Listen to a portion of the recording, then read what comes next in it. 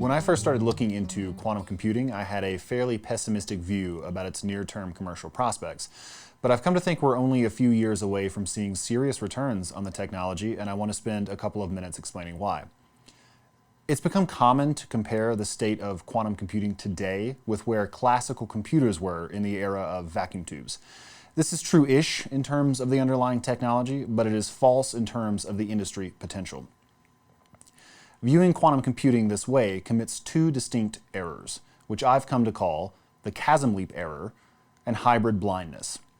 The essence of the chasm leap error is a failure to appreciate how much can be accomplished with the buggy, unreliable hardware we're developing on the way to fully error-corrected quantum computers.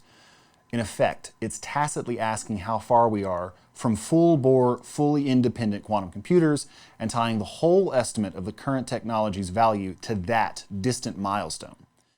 It's as though critics are assuming we have to cross a chasm all in one leap and then declaring the task impossible, completely missing that we can build a bridge step by step to get to where we want to go.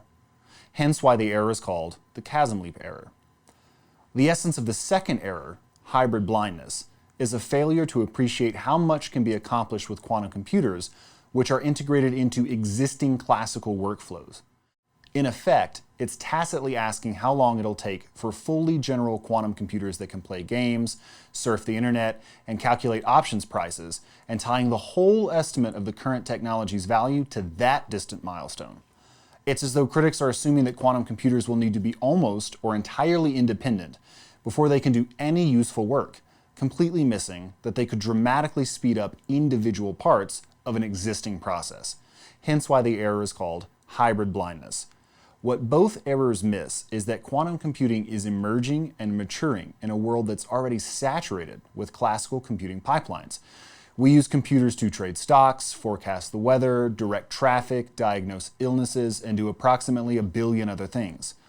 The pipelines which handle these tasks are shot through with computational bottlenecks. There are people sitting at major financial institutions, waiting on computations which take an entire month to run. Now, not all of these bottlenecks are amenable to quantum computing, but many of them are. And this is where I see the near future commercial value come from. Early quantum computing will enable us to dramatically speed up problem solving in domains like risk modeling, drug discovery, material science, and natural language processing just by identifying and resolving certain pain points. Even error-prone 20-qubit systems can create billions of dollars in value add if they can accelerate just one or two parts of a complicated workflow in an industry like pharmaceuticals.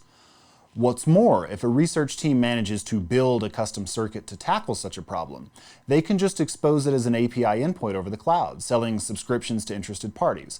Those parties can access the endpoint when they need the output of a quantum algorithm, otherwise handling everything else with vanilla classical computing resources. In other words, there are at least two important facts about the world which weren't true during the first vacuum tube era.